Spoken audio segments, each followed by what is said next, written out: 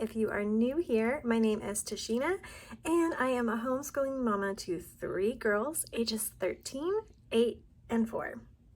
I am going to be showing you guys how I like to map out our school year. And I know when I first started homeschooling, I didn't really have an idea where to start, where to look. So if you are newer or just needing some fresh ideas, I hope that this helps you and inspires you. Okay, so this year I knew that I wanted to do it differently than I did last year. We started later in August, about typically when public schools typically start.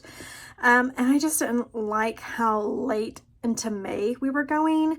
So I knew I wanted to change that this year, and I knew I wanted to take more breaks during the school year, and not just be go, go, go, go, go. So this year I started on July 31st, which fell on a Monday, which is why I just went ahead and did it. And then August 1st was the Tuesday and so forth. So we started on July 31st. So I went ahead and did that. Next year, I might even bump it up some more. My birthday is the middle of July, July 15th. So I didn't want to start it there, but I think I will start it after that next year, maybe. We'll see. It just kind of depends on how this year goes. Every year is going to be different because you never know when kids are going to get sick and you need to take some more time off, or just how things are going to fall. So I do try to keep that in mind. So I'm happy with where we are right now, but what I wanted to do was start earlier so that we could take more breaks. Okay, so I'm just going to turn you around here so that you can see this calendar. I found this one on Pinterest. I literally just typed in the year calendar, and this was like one of the first ones that came up. So easy enough. It's free, print it out, and then you can start mapping out your year. So down here at the bottom, I have created kind of like my key. So off when we started, when we're anticipated to end, and I'm going to go ahead and keep attendance this way too. So first thing I did was just mark off the days that I knew we weren't going to be doing school.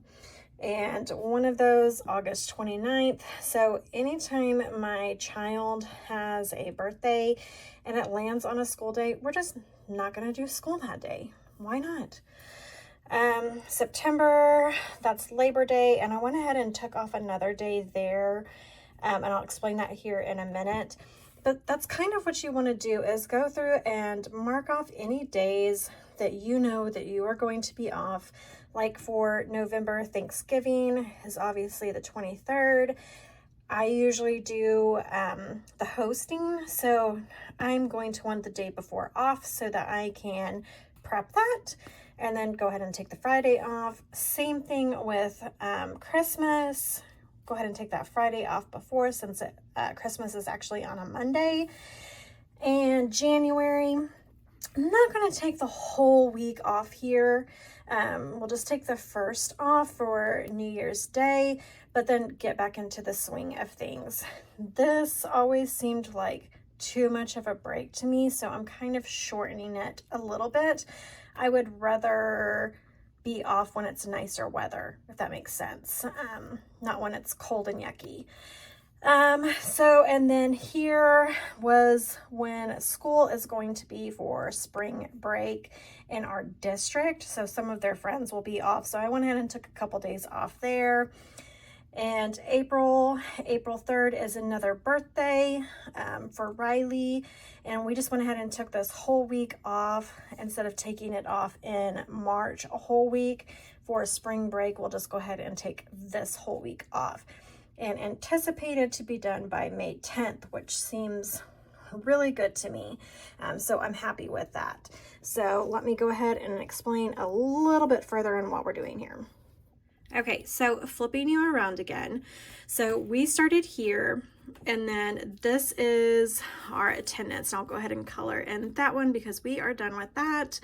And then here is our next week. that is her birthday. And then, like I said, this is Labor Day, and I just went ahead and took the Friday off before because it's right around the 8 to 9 week mark. So, and we were already going to be off here, so I just went ahead and took a couple of extra days. And that's going to be our first break. October, we don't really have anything going on there. Like I said, in November, I went ahead and marked these days off, but if this time doesn't work, then I might do it somewhere in here. So either way, I know that we're going to be taking at least 3 days off, either there or probably over in here. And I didn't do a full week off because we are taking 3 days off for November. If we end up needing it, I don't think that we will. It's not a big deal. It's not a deal breaker. But since we were taking 3 days off here, just went ahead and stuck with 3 days instead of a full week. Again, December, that happens every year where you get a nice long break, and with the weekends that ends up being about 2 weeks off, which is plenty of a break. Here, after we keep doing, let's see, 3, 4, 5, 6, this is 7 weeks, I went ahead and took a couple of days off here because we're going to break that up. I split it here where we can have 2 days off here and 2 days off here in March, so the girls could maybe play with some of their friends who were out from public school. So I do look at the public school calendar too, even though it doesn't really apply to us, like we're not going by that, but I do know that the neighborhood will be here. They'll probably be coming over to our house, and so I wanted to give them a couple of days where if they were home, they could play with their friends. So instead of doing a full week in February and a full week in March, we just broke it up, took a couple days here and a couple days there. Then, like I said, for April, her birthday is April the 3rd. We are probably planning on going somewhere here, and we can just use this as our spring break, and then like her birthday that we would have taken off anyway. So this will just be like another nice break. So even with all of these dark purple marked off, they're kind of scattered out every month except for October. We kind of have days off here and there, which to me is nice. Instead of just going 90 to nothing and getting it done, it's just nice to have a little break and to just have some freedom to do whatever it is that we want to do. And with all of that, we're still projected to end May the 10th. Now, I know things are probably going to change. They might not stay like this, and that's okay. But right now we're projected at the 10th. So overall, I'm pretty happy with this. We'll see how this year goes. Like I said, might start next year a little earlier. We'll see. My kids were actually okay with it because it is so hot here in the afternoons. It's like in the hundreds. So you're inside anyway, and I explained to them that if we start here, I know it's in July, technically still July, we can have more of the nicer weather to enjoy and take that time off and actually utilize that time better. So my oldest daughter wasn't really a fan of us starting. To them, all they heard was July, even though it was the last day of July. They still heard July. But once I explained, like, it's hot, you guys aren't doing anything anyway. Yes, we can get in the pool, and we do. Us getting a little bit head start on school just gives us more freedom during the school year. And so that's what I wanted to do. When it's nice weather, we can just go outside, do whatever we want. We can go on a field trip. We could go to the zoo. Things like that it's just too hot to do that right now. Just like our October, November, it can still be pretty warm in October here. And so that's why I went ahead and highlighted the first week of November, because we're planning on doing something outdoors. And if we do, I don't want it to still be really hot. So that's kind of why there is that flex there. And you have that flex as a homeschooling parent. You have that beauty of being able to change that as you go. But this just gives kind of everybody like, oh, like I will probably make a copy of this for my oldest daughter so that she can keep it in her notebook, so she can kind of see like, hey, here's what we are anticipating. And you know, like when you're just going and going and going, you're like, when am I getting a break? Instead of her asking me like, are we gonna get a break? She can look at her calendar and see when it's coming up. And then for the littles, I will probably put this on our fridge or something so that they can see it too. But this is also good for attendance, just accountability. My state does not require a whole lot from me. We have to complete 180 days of school, and so that is what I tried to map out. I know I have to get 180 days in, so how am I going to do that? And most school systems are August to May, so that's kind of like the guide to like where you start. And if you like going into late May, then you can totally stick with that school system. I would prefer not, because the weather is nicer than my kids want to be outside.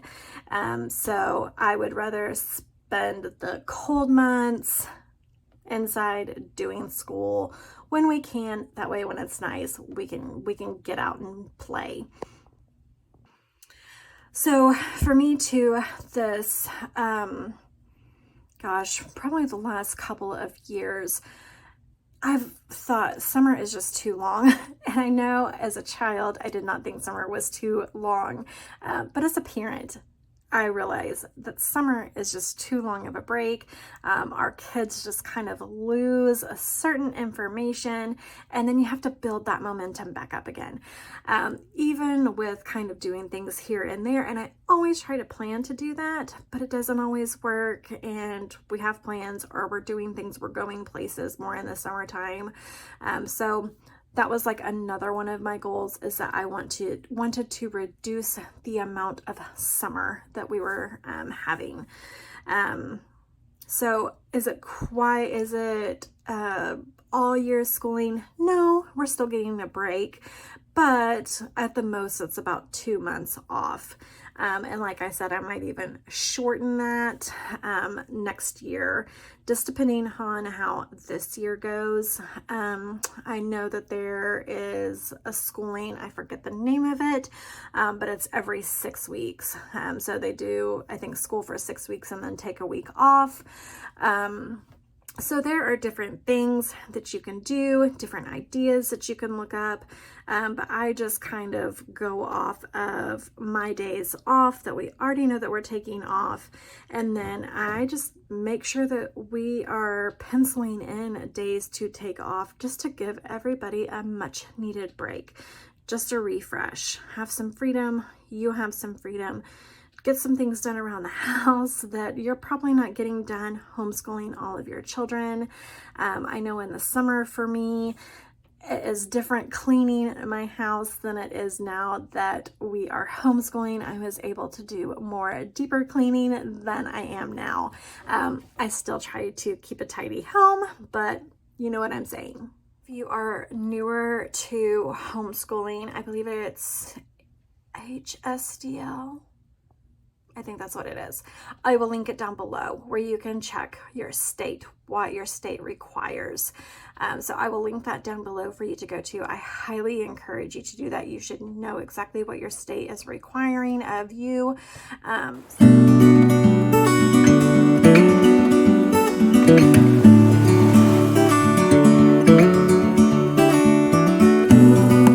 This helps you with any questions that you have. If you do still have questions, please leave me a comment down below and I will get to those. But I hope that you found this helpful, useful, but please leave me a comment. I would love to know what you guys are doing this homeschooling year, if you homeschool year round, or if you prefer a longer summer break. Please leave me a comment. So if you find this content useful, please like and subscribe. Thanks. Bye.